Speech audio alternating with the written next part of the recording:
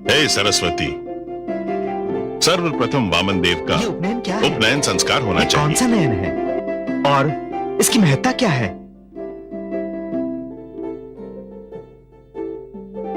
इस संस्कार का इससे उत्तम अवसर और क्या हो सकता है कि आप सब यहां उपस्थित हैं।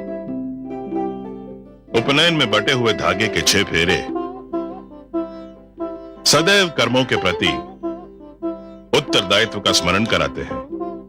ये स्मरण कराते हैं विद्यार्थी के रूप में ब्रह्मचर्य का पालन,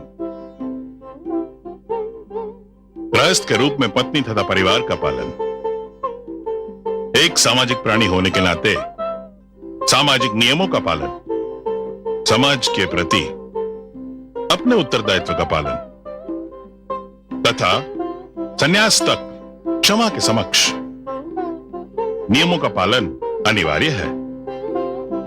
इन नियमों के पालन के लिए भिक्षा भी मांगनी होगी।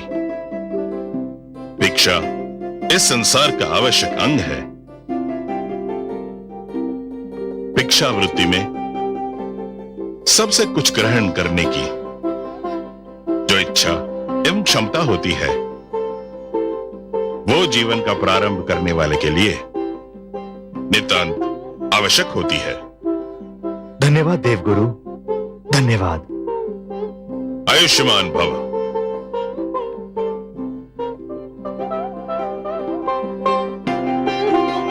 हे जगदीश्वर, बाहर पधारिए। उपस्थित वरिष्ठ देवगण से भिक्षा ग्रहण करें।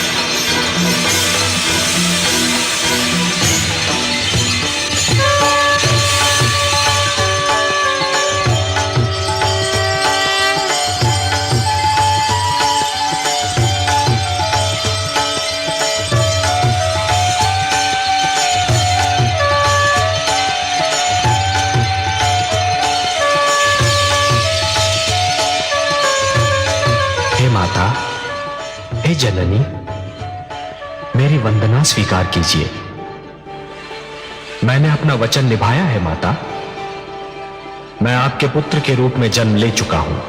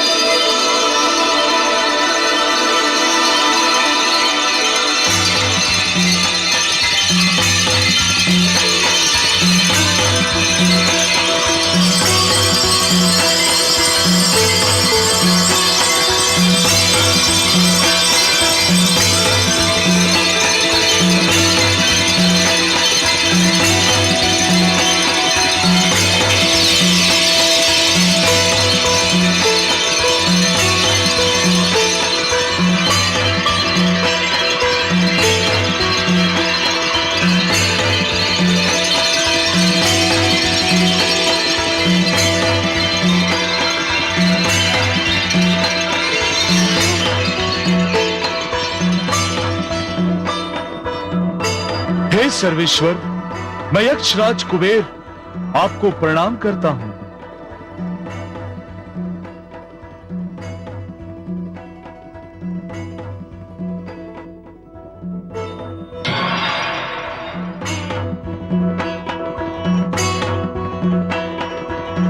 मेरी ओर से भिक्षा पात्र स्वीकार कीजिए।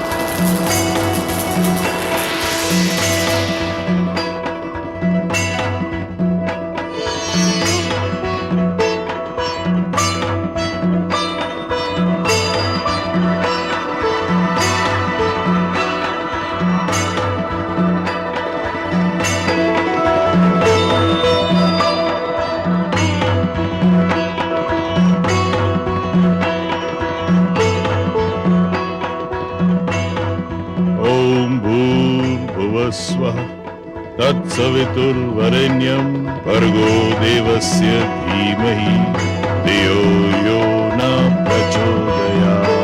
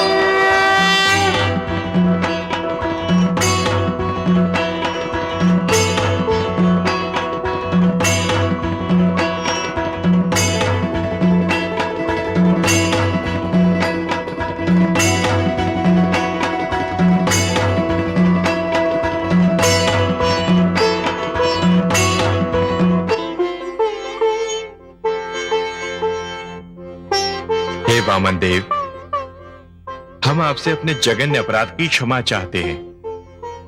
हम स्वीकार करते हैं कि हमसे एक ऐसी भूल हुई है जिसके कारण आप हमसे रुष्ट थे। हम वचन देते हैं कि भविष्य में कभी कोई ऐसी भूल नहीं करेंगे जो आपके रोष का कारण बन जाए। देवराज, भूल का आभास ही भूल का प्रायश्चित होता है। जिस प्रकार निर्मल जल वस्त्र पर जमे हुए मैल को धो देता है, उसी प्रकार भूल का आभास और भूल की स्वीकृति आत्मा को स्वच्छ बना देती है। अपराध की क्षमा यदि सच्चे मन से मांगी जाए देवराज, तो आत्मा का बोझ हल्का हो जाता है। हे सर्वेश्वर, मैं समस्त देवताओं की ओर से सच्चे मन से क्षमा याचना करता हूं। देवराज, आपके अपराध के कारण धरती को युद्ध का कष्ट भोगना पड़ा। निर्दोष मानव की निर्मम हत्या हुई। जीव हत्या सबसे बड़ा पाप है देवराज, जो युद्ध के नाम पर किया जाता है। देवराज, माता अदिति के गर्भ से जन्म लेने के कारण मैं बाप का अनुज हूं। मुझे उस महान सुख का आभास हो रहा है जो केवल किसी माता की कोख से जन्म लेने के कारण ही मिलता है। ये महानतम आनंद है सृष्टि का देवराज। ये सृष्टि का महानतम आनंद है। इस आनंद के कारण और आप सबके पश्चाताप के कारण मैं आपको क्षमा प्रदान करता हूं। हे त्रिलोकीनाथ, हे पद्मनाभ, आपको कोटि कोटि धन्यवाद। आपका धरती पर अवतरण संपूर्ण जगत के लिए कल्याणकारी सिद्ध होगा। अब जिस रूप में भी दिखाई दे, वही रूप सुंदर और महान है। आपका ये वामन रूप भी अत्यंत मनोहर है। धन्यवाद देवराज, परंतु इस बार मैं स्वयं धरती पर भिक्षा मांगने आया हूं। भिक्षा मांगने? हाँ देवराज, भिक्षा मांगने, एक भिक्षुक बनकर।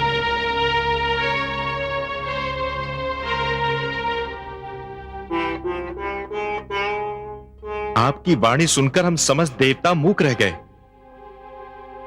हमें आश्चर्य हो रहा है हे सर्वेश्वर।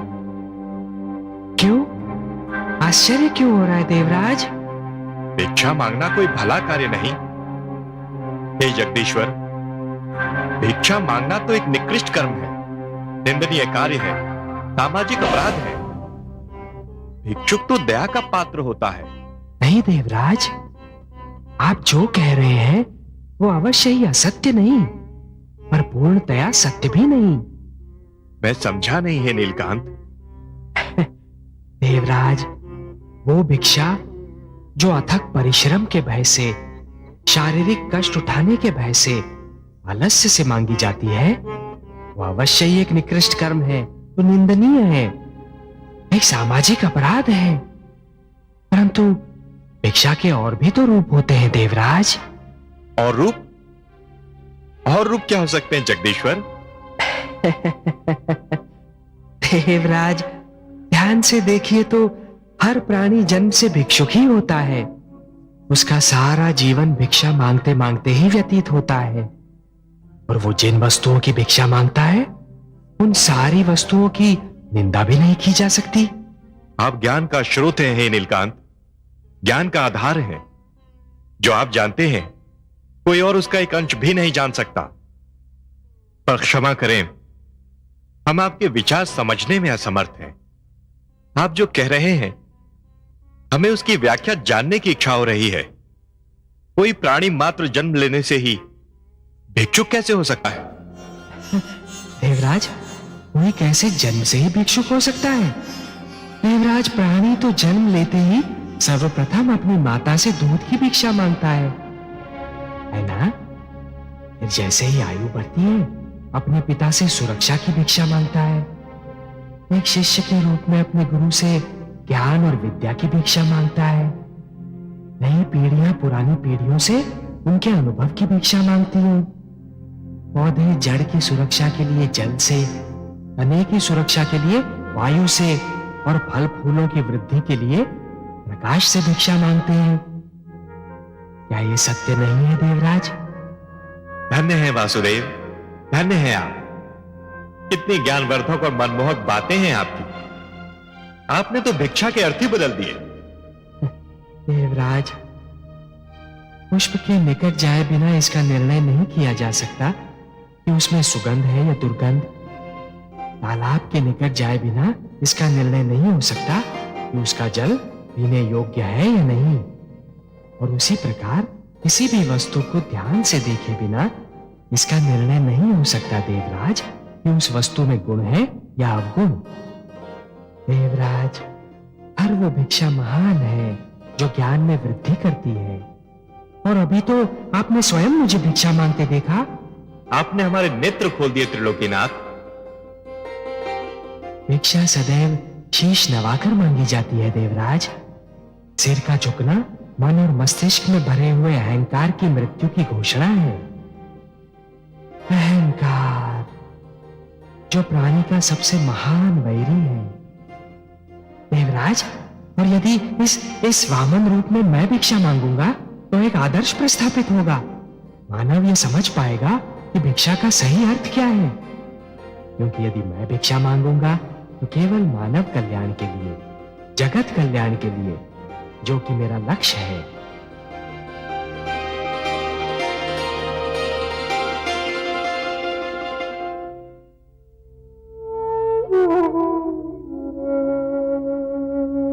देवी,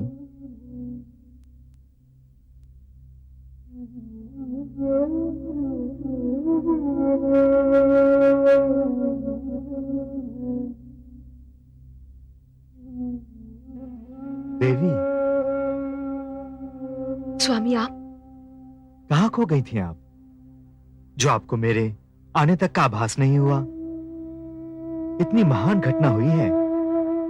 आप संभवतः सृष्टि की सौभाग्यवती नारी हैं कि भगवान श्री विष्णु ने मानव रूप में जन्म लेने के लिए आपको माता के रूप में चुना है। परंतु आपके मुख पर यह चिंता की छाया अच्छी नहीं लगती। क्या बात है? आप प्रसन्न नहीं हैं? ऐसा मत कहिए स्वामी, मैं बहुत प्रसन्न हूं। इतनी प्रसन्न हूं कि मेरे पांव धरती पर नहीं पड़ रहे। जिसे भगवान श्री विष्णु की मां बनने का सम्मान मिला हो, वो प्रसन्न क्यों ना होगी? किंतु क्या देवी? उनका ये वामन अवतार मेरे लिए चिंता और भय का कारण बना हुआ है। इतना छोटा आकार लेकर वो इतनी शक्तिशाली बलि का सामना कैसे करेंगे? कहीं उन्हें कोई हानि न पहुंचे। मुझे तो हर पल यही चिंता दुखी कर रही है, यही भय खाए जा रहा है। देवी, वे ईश्वर हैं। वे जो करते हैं उसके पीछे क्या कारण है, ये तो वही जानते हैं। यदि वे चाहते तो वो एक विशालकाय रूप भी धारण कर सकते थे, परंतु उन्होंने अपनी स्वेच्छा से वामन रूप का चयन किया। इसके पीछे भी कोई कारण अवश्य होगा, कोई भेद अवश्य होगा। आप चिंता ना करें, सब कुछ भगवान विष्णु पर ही छोड़ दें।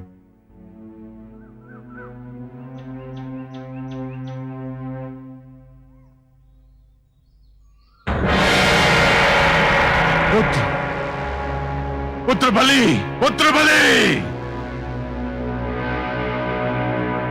अरे, ये गुरुदेव को अचानक क्या हो गया? मैंने अपने जीवन में उन्हें कभी इतना व्यग्र और भयभीत नहीं देखा। लगता है गुरुदेव ने ध्यान में कुछ ऐसा देख लिया है जिसने उन्हें व्यग्र और भयभीत कर दिया है।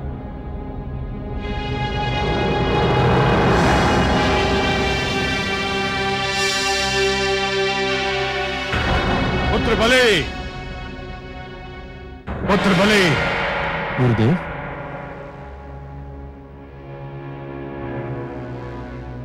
प्रणाम गुरुदेव। क्या बात है, आप इतने चिंतित और व्याकुल क्यों उठे? मुझसे कोई प्रश्न मत पूछना वत्स।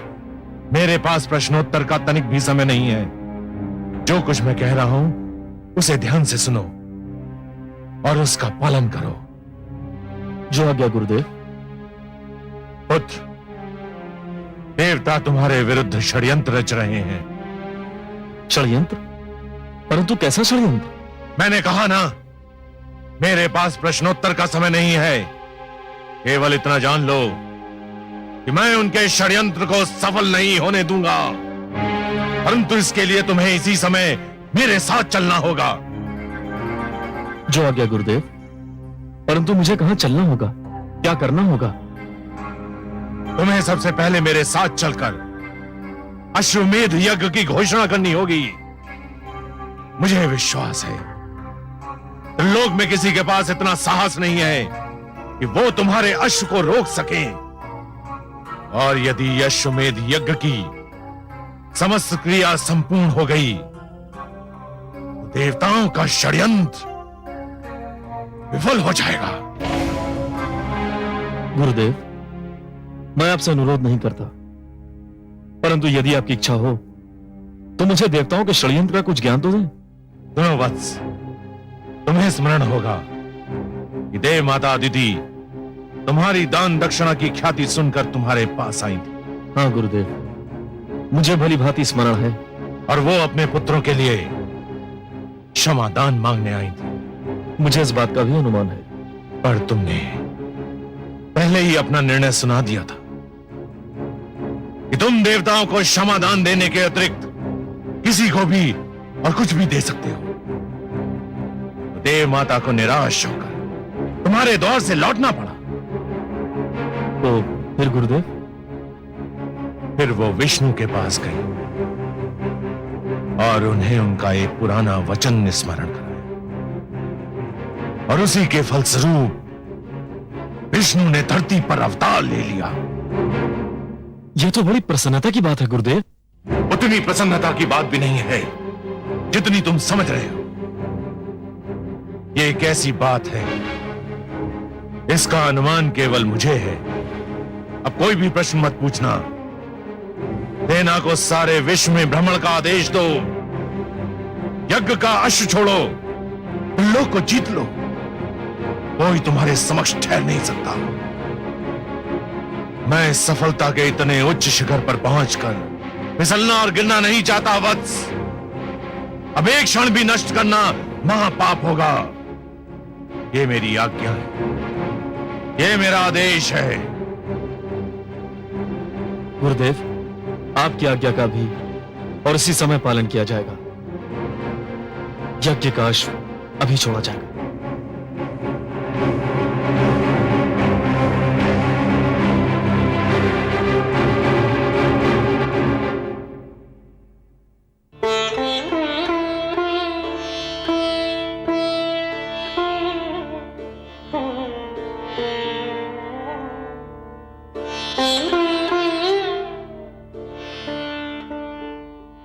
अब मुझे जाने की अनुमति दीजिए माता श्री।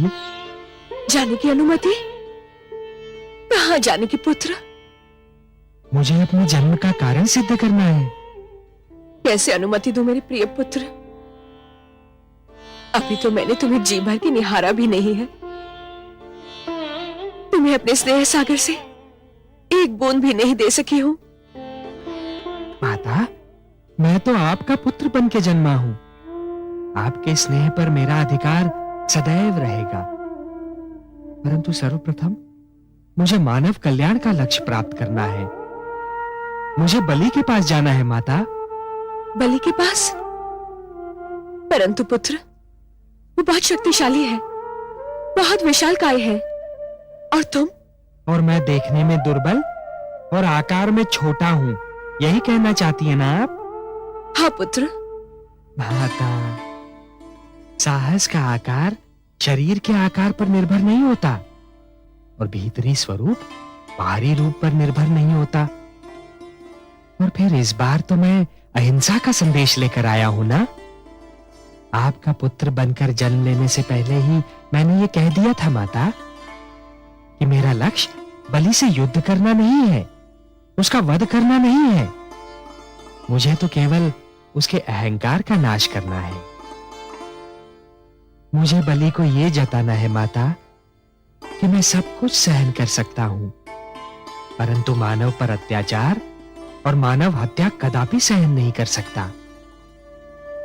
मुझे उसे यह बताना है कि विश्व विजेता होकर भी कोई भी ईश्वर से बड़ा नहीं हो जाता। उसे यह समझाना है माता कि दानी होने का अर्थ यह नहीं है कि कोई महानतम हो गया, ईश्वर से भी बड़ा हो गया। क्योंकि ईश्वर जो दान दक्षिणा की सामग्री देता है, भंडार देता है, वही सबसे महान होता है। हे माता, उसे मुझे यह भी समझाना है कि ईश्वर धनवानों का चुनाव केवल इसलिए करता है कि वो धन निर्धनों तक पहुंच जाए। और ये सब कुछ बताने के लिए मेरा बलि के पास जाना अनिवार्य है माता। मुझे अनुमति दीजिए।